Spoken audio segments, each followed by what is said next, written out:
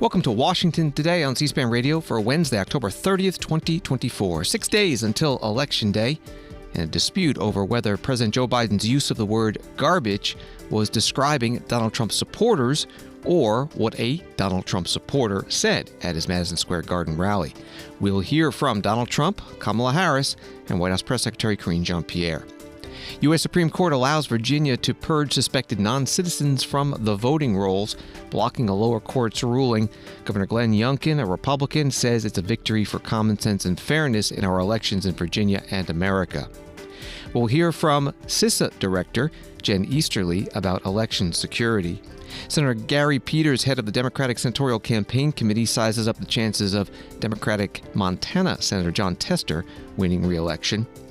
Government says the U.S. economy grew at 2.8% annual rate in the third quarter. Wall Street Journal calls that number strong.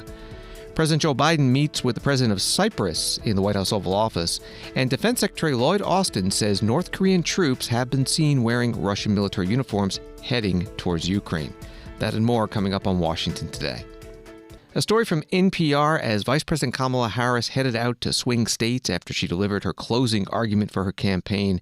A promise to turn the page on an era of division in the country, she found herself instead having to respond to a divisive remark made by President Biden. In a video call with a Latino voting group on Tuesday evening, Biden sounded like he was calling supporters of former President Donald Trump garbage. Republicans took offense and drew a through line to Hillary Clinton's 2016 comment about the basket of deplorables supporting Trump. That was from NPR. This is what President Biden said last night. And just the other day, a speaker at his rally called Puerto Rico a floating island of garbage. Well, let me tell you something. I don't know the Puerto Rican that I know, or Puerto Rico where I'm in my home state of Delaware. They're good, decent, honorable people. The only garbage I see floating out there is his supporters. His demonization of Latinos is unconscionable, and it's un-American. It's totally contrary to everything we've done, everything we've been. That was President Biden last night on a campaign call he posted last night at his @JoeBidenX account. Earlier today, I referred to the hateful rhetoric about Puerto Rico spewed by Trump's supporter at his Madison Square Garden rally as garbage, which is the only word I can think of to describe it. His demonization of Latinos is unconscionable. That's all I meant to say. The comments at that rally don't reflect who we are as a nation.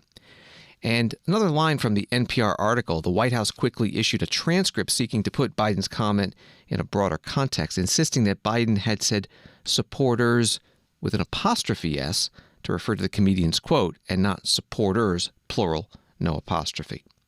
Former President Donald Trump, the Republican presidential nominee, spoke about this at his campaign rally today in Rocky Mount, North Carolina. This week, Kamala has been comparing her political opponents to the most evil mass murderers in history. And now, speaking on a call for her campaign last night, Joe Biden finally said what he and Kamala really think of our supporters. He called them garbage. And they mean it, even though without question my supporters are far higher quality than Crooked Joe or Lying Kamala. My response to Joe and Kamala is very simple. You can't lead America if you don't love Americans. You just can't. And you can't be president if you hate the American people. And there's a lot of hatred there. Kamala Harris is not fit to be president of the United States. She doesn't have the intellect, the stamina, or that special quality that real leaders must have to lead. We know what that is. It's a special quality. Joe Biden's comments were the direct result of Kamala's and Tim Walz, you know? You know who that is? His decision to portray everyone who isn't voting for them as evil or subhuman. You're not subhuman. I'm looking at you. You are not subhuman. And we know it's what they believe because look how they've treated you. They've treated you like garbage, frankly. They've treated you like garbage. You know what? The truth is they've treated our whole country like garbage, whether they meant to or not, because they're grossly incompetent people, and they've destroyed our country. Our country is suffering right now like it's never suffered with inflation. And with the infliction, think of it, they've allowed millions and millions of people to come into our country that are criminals, that are the highest level criminals. 13,099 Border Patrol, which endorsed me, by the way, very strongly. And it wasn't like I had any competition. 13,099 murderers, many of them murdered more than one person. 13,000, these are the numbers from Border Patrol during their term. 13,099 murders were let into our country. You have drug lords, you have terrorists, you have people from mental institutions. They're all let into our country. And I actually feel it's number 2 or number 3 on the list of things. Number 1 is the economy. Number 2 is inflation. Number 3 is what they've done to our border. Former President Donald Trump, Republican presidential nominee, at a campaign rally in Rocky Mount, North Carolina today. He also has a rally in Green Bay, Wisconsin tonight. Vice President Kamala Harris, the Democratic presidential nominee, also held a rally in North Carolina today in Raleigh, and she'll be hitting Harrisburg, Pennsylvania, and Madison, Wisconsin throughout the day. As Vice President Harris boarded the plane at Joint Base Andrews in Maryland, reporters asked her about President Biden's garbage remark, and she was also asked about immigration and border security, something she brought up in her Tuesday night speech on the White House ellipse. President Biden put this comment last night about garbage. Listen, I think that, first of all, he clarified his comments, but let me be clear, I strongly disagree with any criticism of people based on who they vote for. You heard my speech last night and continuously throughout my career. I believe that the work that I do is about representing all the people, whether they support me or not.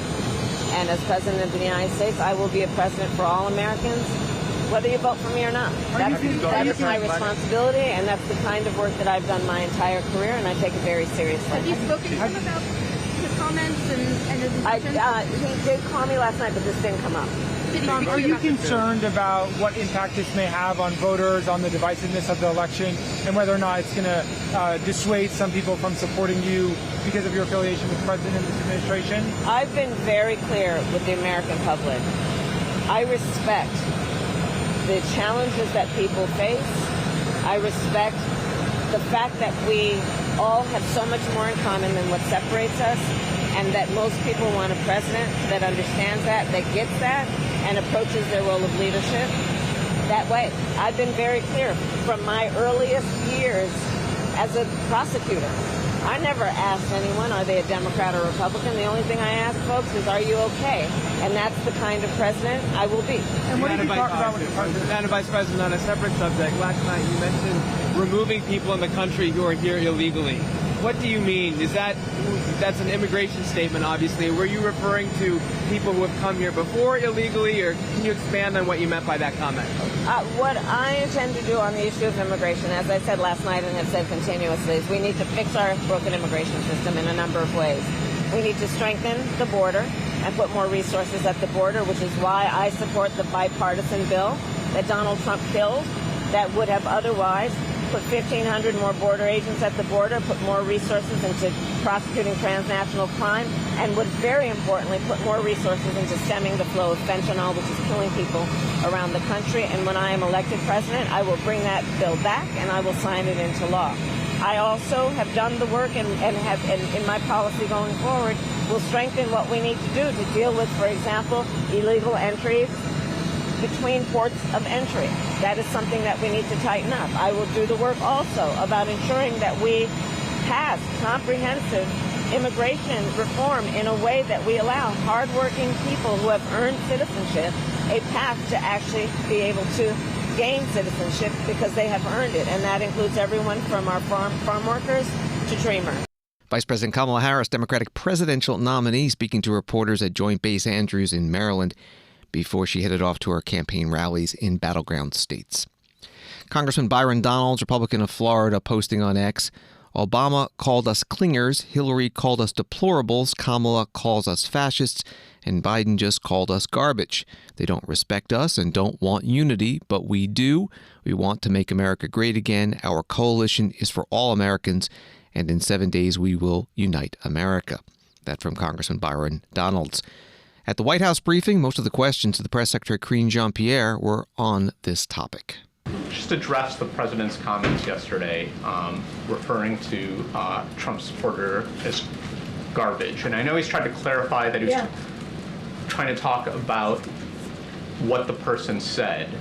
But one, I guess I want to know, does he think less of Americans who support Trump than he does of those who do not? Yeah. And two, why is he using that kind of rhetoric? How is that presidential? So a couple of things. So just to clarify, he was not calling Trump supporters garbage, which is why he this is why he wanted to make sure that we put out a statement that clarified what he meant and what he was trying to say. And so just want to make that very clear for folks who are watching. And I just want to read that out to folks. So he was regarding to the comedian, and I quote, "I referred to the hateful rhetoric about Puerto Rico spewed by Trump's supporter at his Madison Square Garden rally as garbage, which is the only word I can think of to describe it. His demonization of Latinos is unconscionable.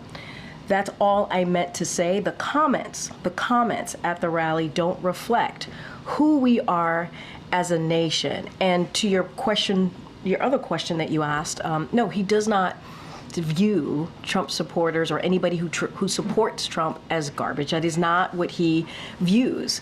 If the president has said this for more than 3 years now, he has said multiple times that he is a president for all. It doesn't matter if you live in a red state. It doesn't matter if you live in a blue state. He has said this himself. I have said it on his behalf. He believes that he's a president for all. And it doesn't matter who you voted for. It doesn't matter if you voted for him or not. He's a president for all. But hateful rhetoric that he hears, and this is something that we've done many times from here, we will call that out. We will call that out. And that's what the president said. The White House Press Secretary Karine Jean-Pierre during her news conference in the White House briefing room. Story from Newsweek. Former President Donald Trump's chances of winning the election fell Wednesday, according to a top election forecast. Less than a week before Election Day, the Economist forecast showed that the Republican nominee's projected Electoral College votes plunged 6 points since Tuesday, from 275 to 269. The decline means Trump and the Democratic nominee, Vice President Kamala Harris, are tied with 269 electoral votes each. In this scenario, neither would win the college, and the election would be placed in the hands of Congress, with the presidential election heading to the House and the vice presidential race going to the Senate. That was from Newsweek. An American Enterprise Institute panel today was titled Election 2024, The Final Countdown.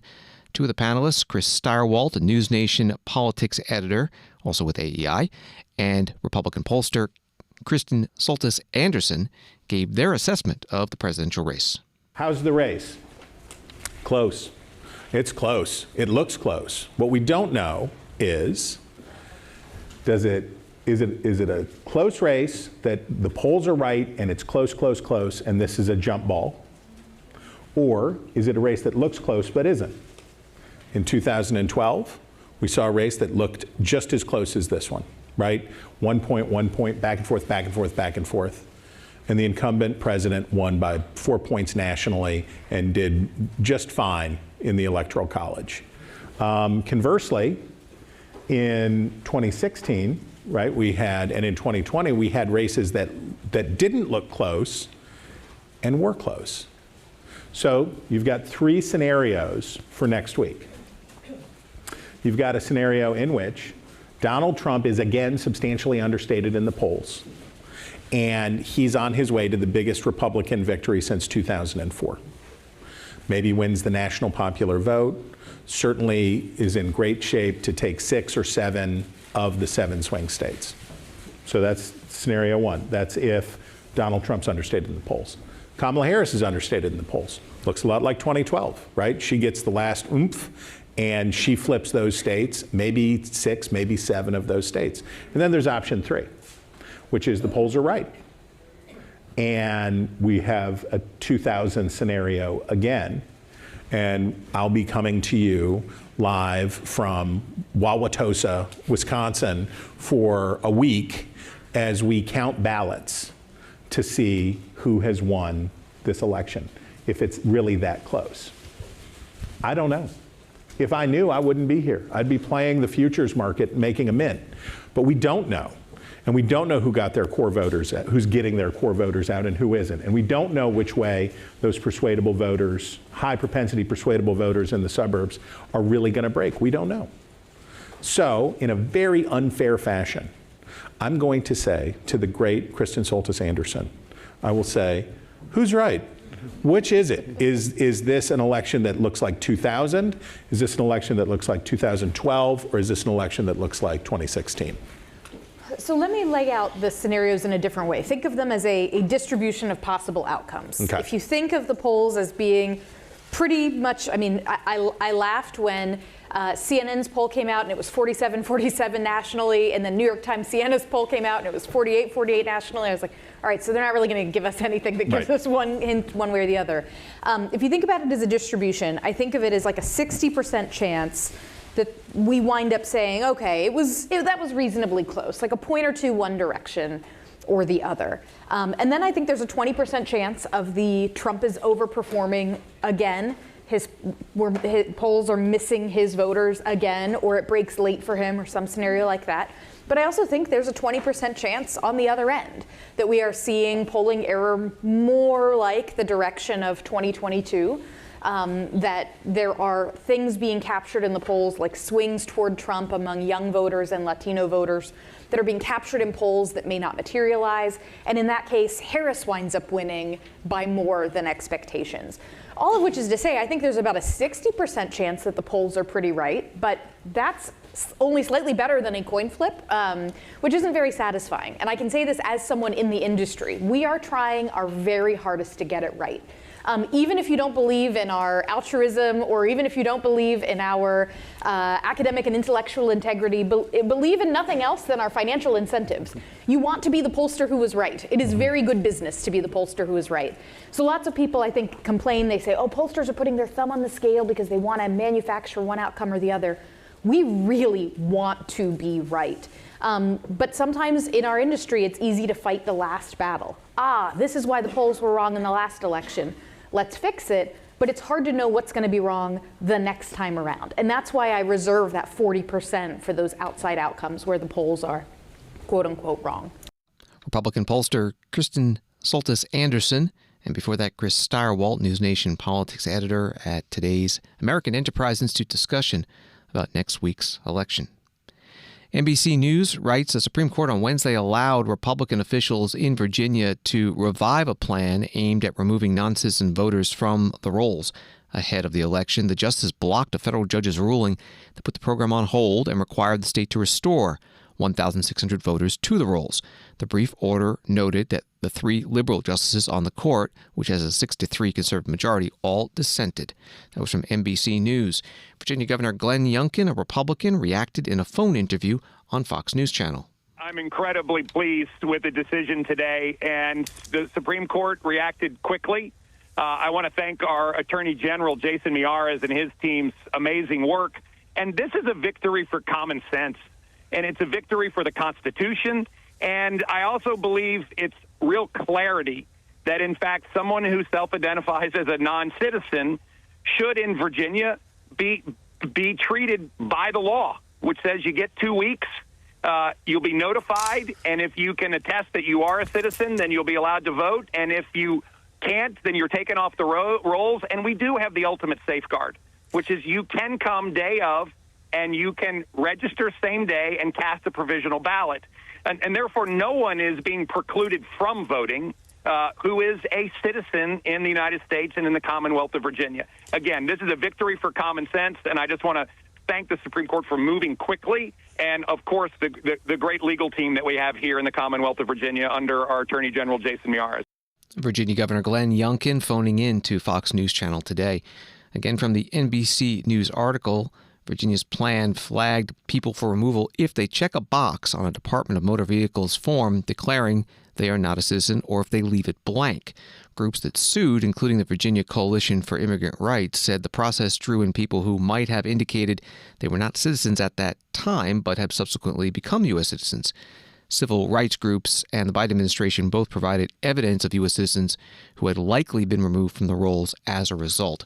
Also from the article, the Justice Department said that while states can review its voter rolls, it cannot do so right before an election. States are barred from systematically removing people from voter rolls within 90 days of an election under the National Voter Registration Act. That was from NBC News. C-SPAN interviewed Jen Easterly, director of CISA, Cybersecurity and Infrastructure Security Agency, this morning about election security. And two of the subjects that came up, the arson fires at 2 ballot boxes in Portland, Oregon and Vancouver, Washington State, and the fake viral video showing someone destroying ballots in Pennsylvania marked for former President Donald Trump. What do you make of ballot drop boxes being burned or set on fire in Oregon and Washington? Yeah, so I talked to Secretary of State Steve Hobbs in Washington yesterday. They are working very closely with local law enforcement and the FBI to identify the criminals involved and to hold them accountable for these crimes. I think it's important to understand elections, and certainly the presidential election is a very complex event. You're talking hundreds of thousands of election workers, tens of thousands of polling places, some 150 million plus Americans voting. There are going to be disruptions. There are going to be incidents. The good news is that election officials have prepared for this. They've trained for this. They've exercised for it. And so they are ready to be able to deal with the full range of disruptions. And when it comes to criminal activities, whether it's setting a ballot box on fire with an incendiary device, or whether it's fraudulently signing up voters, as we saw happened in Pennsylvania, those things will be they will be caught, they will be investigated, and those who did it will be held liable. You mentioned Pennsylvania. I did want to give you a chance to talk about this October 25th threat update that CISA put out about a video circulating purporting to show ballots being destroyed in Pennsylvania. Yeah. Well, it goes back to your point. As we noted in a statement on Friday, that was Russian manufactured, Russian amplified, fake video, and we can expect to see more of this. Look, we've been warning about this for months now. One of the things we've tried to do, learning lessons from the past, is to get with the intelligence community and the FBI and be much more proactive. We actually put up a webpage earlier this week that shows all of the updates from the intelligence community that have been declassified about foreign adversary activity. We've seen Russia, we've seen Iran, we've seen China. And by the way, we've also seen disruptions. We've seen indictments against Russia. We've seen indictments against Iran for the hack and leak operation, against the Trump campaign. And so there are massive efforts going on to ensure the safety of our elections. I've got to think there's more fake videos out there. What does it take to get a specific threat advisory from CISA on a video? Is it the fact that this one was kind of going viral? Yeah, well, we were very focused on the fact that it went viral, but also it was clearly, as we looked at it, it was very similar to what we had seen from Russia before. We had talked about in the advisory that there was another video against the vice presidential candidate on the Democratic campaign. And again, we're seeing a lot of this. We've written about them. What we're trying to do is empower the American people with the information that they need to be able to make a smart decision about having confidence in the integrity of their vote. Jen Easterly is director of CISA, Cybersecurity and Infrastructure Security Agencies, on C-SPAN's Washington Journal program this morning. Story from CBS News. Campaigns for former President Donald Trump and Republican Senate candidate Dave McCormick filed a lawsuit against Bucks County, Pennsylvania, after some voters trying to participate in the county's mail-in ballot voting on demand process face long lines on the final possible day. Pennsylvania doesn't have early voting like other states. The closest thing to it is called mail ballot voting on demand. In that process, voters can request a mail-in ballot in person at their county's election office. The voter then receives the ballot in minutes, fills it out in person, and returns it all in the same trip. That was from CBS News. Senator Gary Peters, Democrat from Michigan, chairs the Democratic Senatorial Campaign Committee, which supports Democratic Senate candidates, as the Democrats are looking to hold on to their slim majority in this year's elections. Senator Peters was interviewed today by Jonathan Capehart, Washington Post associate editor, about the competitive Senate races. And one is Democratic incumbent Jon Tester of Montana, running for re-election. Let's start with Montana and Senator Jon Tester. The three-term incumbent has tried to distance himself from Washington. He even didn't go to the Democratic National Convention in Chicago. How are you helping Tester hold on to his seat? Does he even want the DSCC's help? Well, we're certainly helping him to win that race. It's absolutely critical that he wins, and he's doing an incredible job when you consider that it is a state that's clearly going to be voting for former President Trump by a very large margin. The thing about Jon Tester is he is all about Montana. He's as authentic as you possibly can get in a senator for a state and representing a state with distinction, with honor. And he's used to running in a tough environment. He has won before when people kind of thought he had no chance. He's been able to pull it off. I believe he's going to be winning again. He's running a great race.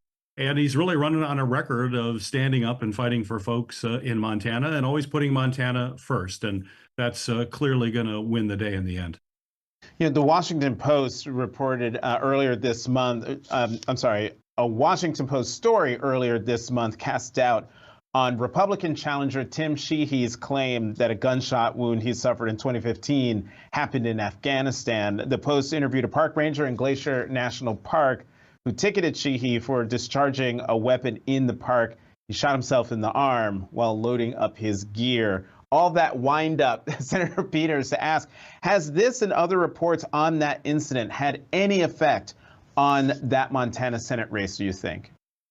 Yeah, I think so, especially just the last few days. More evidence has come out. More witnesses have actually testified to the fact that he did not get that wound in Afghanistan. It was later. So it is certainly in dispute. And certainly there's one thing that folks in Montana, although I would say all over the country, people are really outraged about, and that's stolen valor. And here you have a Republican candidate who talked about having a gunshot wound while serving in Afghanistan. And it appears, based on what has been coming forward, that it was a lie. And, you know, what is essential, especially for folks in Montana, again, I think all over the country, but people want someone of character, someone who is who they say they are and will actually demonstrate that in their job. That's clearly Jon Tester. And then he's running against a guy who there's a whole lot of fabrications. This gunshot wound is one of them.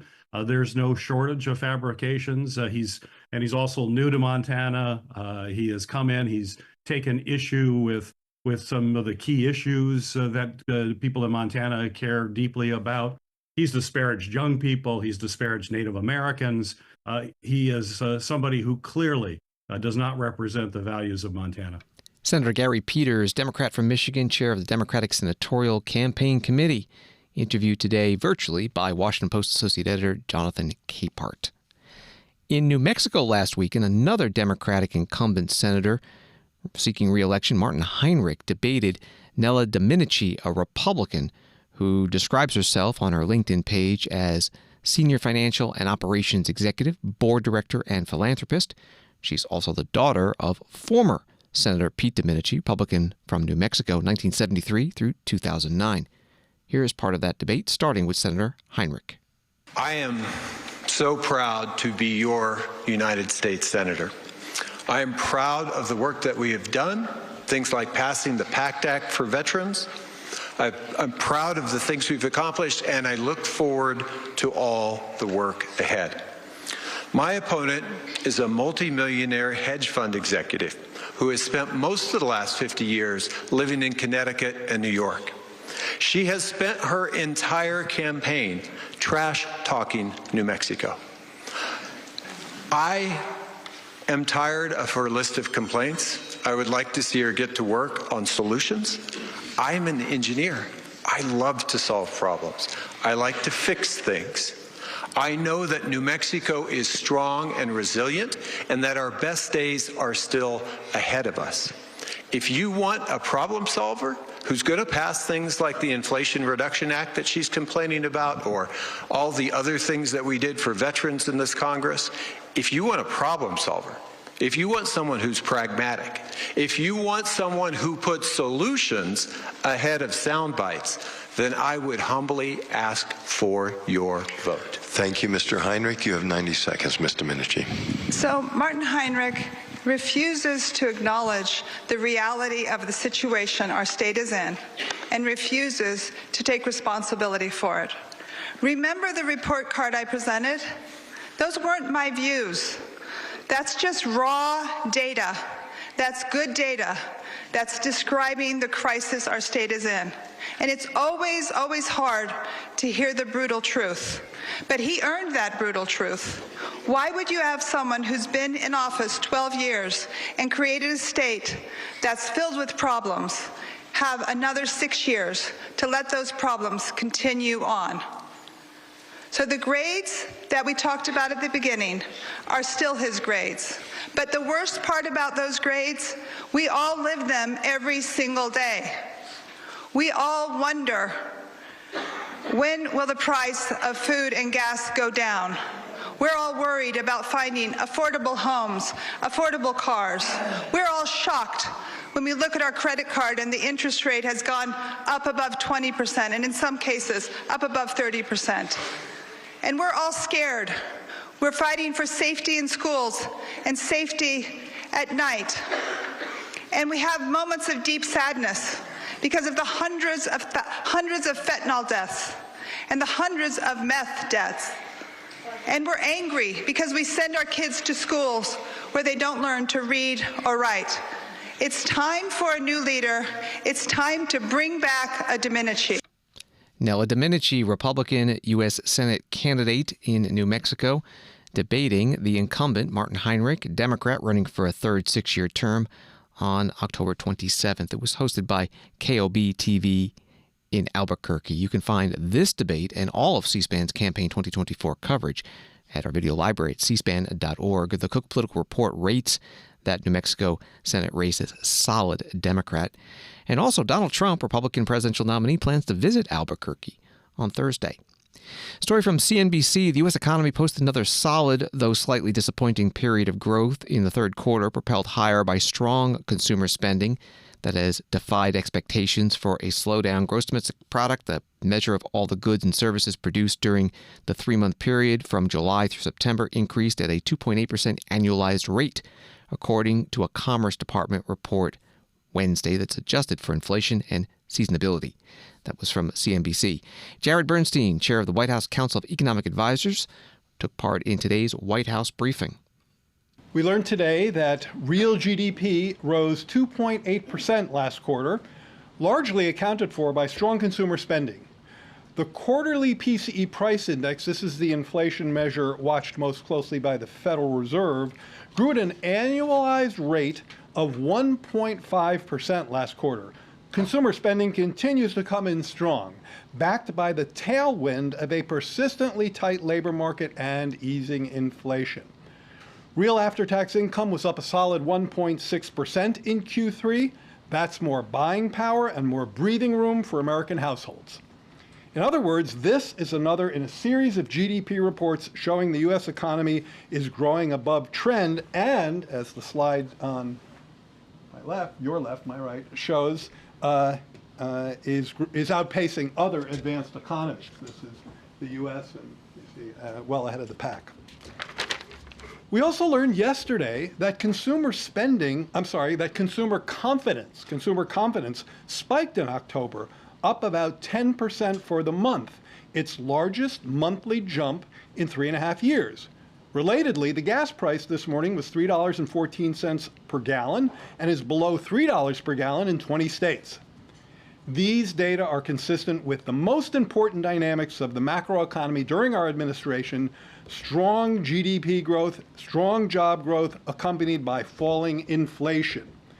In fact, as CEA has shown, real GDP is up just under 13%, as Karine said, since the president took office.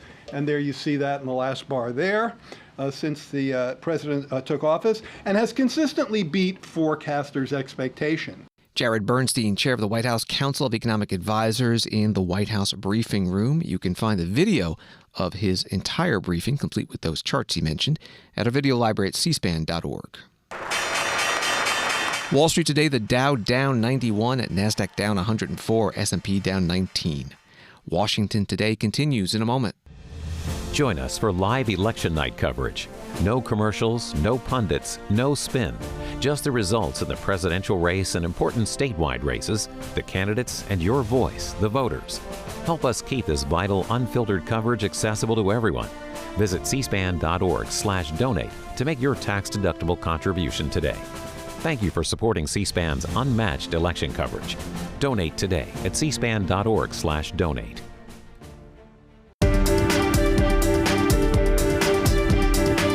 Welcome back to Washington Today, available as a podcast on the free C-SPAN Now mobile app and wherever you find your podcasts. President Joe Biden met today in the White House Oval Office with the president of Cyprus, talking about security issues in the eastern Mediterranean Sea. Many news articles ahead of this visit also said they would discuss the, quote, Cyprus problem, a way of referring to the ongoing dispute between the Greek Cypriot and Turkish Cypriot communities on the island nation. Turkish military forces have been deployed in northern Cyprus since 1974. Here are the comments by the two presidents. Mr. President, welcome. Welcome to the Oval Office. Thank you very much, Mr. President. Good to see you. Good to see you. It was 10 years ago when I visited Cyprus last as Vice President of the United States, and as I said, there's no limit to what our nations can achieve if we work together. We've been doing that for a long time. But I think that's even more true today. Today, we stood against Russia's vicious onslaught against Ukraine. We launched a strategic dialogue to increase cooperation across a range of issues, from energy security to artificial intelligence. And we surged humanitarian aid, delivering 8,000 metric tons to Gaza. So, Mr. President, Cyprus made all this possible. I want to thank you for your leadership in making that happen. And this year also marks the 50th anniversary the artificial division of the island. I remember it well. It was my first year as a U.S. Senator. I remember sitting with Paul. Anyway, it's a sad day. But it was a sad occasion. But I remain optimistic about the possibility that you reunited Cyprus as a bi-zonal, bi-communal federation is possible. And the United States stands ready to provide any support we can toward that goal. Mr. President, thank you again for being here, and I look forward to our conversation today. The floor is yours. Mr. President, it's a great honor to be at the White House. Thank you very much for your invitation. As you very well know, our countries have built a truly strategic partnership, and our relations is at a strategic and historical high. At the bilateral level, we're working closely on defense and security, on energy, law enforcement, technology, innovation. There is a tap potential, and there is a clear and strong political will from both countries, following also the first strategic dialogue that took place in Cyprus last week to further enhance our partnership. Mr. President, at regional level, Cyprus is a predictable and reliable partner of the United States in a region of great geopolitical importance. We are the member state of the European Union in the region. We have excellent relations with all of our neighbors, and we're working closely with the United States and other partners to face the current challenges, to send much needed humanitarian assistance in Gaza, to evacuate third-country nationals from the region. With regards to Ukraine, Cyprus stands on the right side of history. And Mr. President, it couldn't be different, having in mind that my country is under Turkish occupation the last 50 years. And Mr. President, I count on your support, on the support of the United States to resume negotiations and find a solution of the Cyprus problem. solution in line with the UN Security Council resolution, solution that is based on our common values and principles, democracy and respect of human rights. So, Mr. President, once again, thank you very much. I'm looking forward to our discussions. Thank you. I'm looking forward to it as well. You're a good friend. Thanks a lot. In the White House Oval Office, President Joe Biden and the president of Cyprus, Nikos Christodoulides, the two did not respond to the reporters' shouted questions. This is the first official visit to Washington, D.C. by a president of Cyprus since 1996. Story from Associated Press. U.S. Defense Secretary Lloyd Austin said Wednesday that North Korean troops wearing Russian uniforms and carrying Russian equipment are moving to the Kursk region near Ukraine in what he called a dangerous and destabilizing move. Austin was speaking at a press conference with the South Korean defense minister as concerns grow about Pyongyang's deployment of as many as 11,000 troops to Russia. He said officials are discussing what to do about the deployment. That was from Associated Press. Here's the Q&A at the Pentagon news conference. How soon do you believe that North Korean soldiers may enter the fight against Ukrainian forces in Kursk? Are we talking days or weeks? And do you believe there's anything the international community can still do to stop that deployment? Phil, as you heard me say in my opener, we believe that DPRK has sent some 10,000 troops into eastern Ukraine, and they've been drawing equipment and conducting some training. And some of those troops have begun to make their way towards the border of Ukraine in the Kursk region. Whether or not they'll be employed in the fight is left to be seen yet, but certainly if they are employed, then that's very disturbing.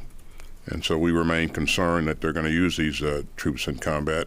I won't speculate on the timing of employment. But again, this is something we're going to continue to watch, and we're going to continue to work with allies and partners to discourage Russia from employing these troops in combat. Again, this is a violation of the UN Security Agreement. So this is pretty serious. Again, we're going to continue to watch it and continue to work with our allies and partners to discourage it. So. Defense Secretary Lloyd Austin at a joint news conference at the Pentagon with the South Korean defense minister. The Pentagon's deputy spokesperson, Sabrina Singh, said earlier this week that the U.S. will not impose new limits on Ukraine's use of American weapons if North Korea joins Russia's war in Ukraine. In a story from Reuters, the North Korean foreign minister will be holding strategic consultations in Moscow with her Russian counterpart.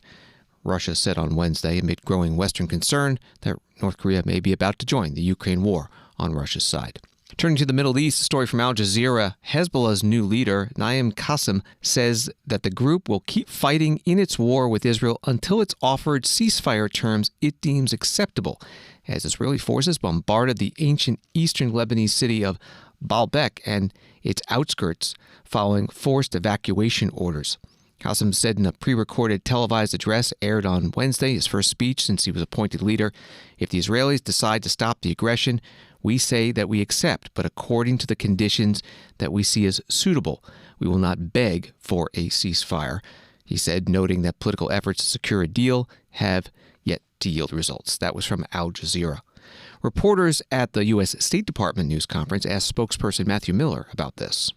There's a new leader of Hezbollah who said today that, essentially they're open to, within many conditions, I'm sure, but they're open in general to negotiating some sort of ceasefire. It seems that the Israeli cabinet was meeting last night on this. Where do things stand? Does the U.S. in particular have an idea for how this can come to an end? And is the U.S. at this point calling for a ceasefire? We do ultimately want to see a ceasefire, and we want to see a diplomatic resolution that allows civilians both in Lebanon and Israel return to their homes. Two White House officials, Brett McGurk and Amos Hochstein, are traveling to Israel to engage on issues including a diplomatic resolution in Lebanon, as well as how we get to an end to the conflict in Gaza and other regional matters. And one of the things that they are going to discuss is how we can find a diplomatic resolution that fully implements UN Security Council Resolution 1701, something that we have not seen over the past few years. You just said that Emlis and Brett are going to Israel. I know you're not going to preview what exactly the proposals are, but does this indicate that there's more momentum, and that the U.S. has more believes that there's more of a chance right now of getting to an end? Look, I never want to try and speculate's not the right word. I'm trying to think when you wager money, or I never want to try to lay odds. I don't want to lay odds on what the chances are of getting a deal. I can tell you that we've been focused on trying to find a diplomatic resolution. As you know, the Secretary was in Israel and a number of other countries in the region last week, and one of the things that he was working on was finding how we can get to not just any diplomatic resolution, but this is really important, one that fully implements 1701 and gives civilians on both sides of the border the confidence they need to come to that they will be able to go back to their homes and stay there. Not that they can go back to their homes, and then a month later or 2 months later, Hezbollah forces return to areas along the border and start putting civilians on both sides of the border in jeopardy again. That is what we have been working on trying to achieve, and that's what they're going to work on this trip, and that's what we're going to work on in our other diplomatic engagements. Matthew Miller, U.S. State Department spokesperson at his news conference at the State Department in Washington. Israel says it will make sure aid gets into Gaza despite a new law it passed this week banning authorities from having any contact with the United Nations Palestinian Refugee Agency, UNRWA, or the agency operating in the country. The Israeli Foreign Ministry said Israel remains committed to international law and to ensuring the flow of humanitarian aid to Gaza through international organizations that are free of terrorist activity, such as the World Food Program, UNICEF, World Health Organization, and many others. Story from the Daily Mirror in Great Britain. Keir Starmer paid tribute to Rishi Sunak as the pair laughed and joked together at their final meeting at Prime Minister's Questions. MPs from across the House erupted in laughter after Mr. Sunak joked about rumors he'll move to California. Speculation has been swirling that the former Tory Prime Minister is thinking about quitting politics after a new Conservative leader is elected and escaping to California, where he owns a $7.2 million beach house. That's the reporting from Daily Mirror. Rishi Sunak also previously worked as a hedge fund manager in California. Here's what he said at Prime Minister's Questions in London. Mr. Speaker, thank you for your kind words, and indeed thank you to the Prime Minister for his kind words. Indeed, no Prime Minister looks forward to PMQs, but I always did like this pre-budget one, because it was, for a change, nice not to be the main event and just the warm-up act. But as you said, Mr. Speaker, today is my last appearance at PMQs, and I'm happy to confirm reports that I will now be spending more time in the greatest place on earth, where the scenery is worthy. The scenery is indeed worthy of a movie set, and everyone is a character. That's right, Mr. Speaker. If anyone needs me, I will be in Yorkshire. So, and as an adopted Yorkshireman, I'm particularly looking forward to doing the coast-to-coast walk that runs through my constituency and many others. Since 2015, we've made significant progress with a campaign to make it a national trail, and indeed, Natural England are close to concluding their work. So, can I ask the Prime Minister to ensure that the coast-to-coast does indeed become Britain's greatest national trail, and in preparation for my return to the backbenches, would he meet with me to discuss it? Rishi Sunak, British Conservative Party leader, at his last Prime Minister's Question time as leader in the House of Commons in London today. Conservative Party members will be choosing a new leader this week. The results from the two finalists expected to be announced on Saturday. White House held Halloween festivities today for local students, military-connected children, and neighborhood families, saying that children will trick-or-treat along the south lawn of the White House up to the south portico to receive candy and books from the White House friends and neighbors.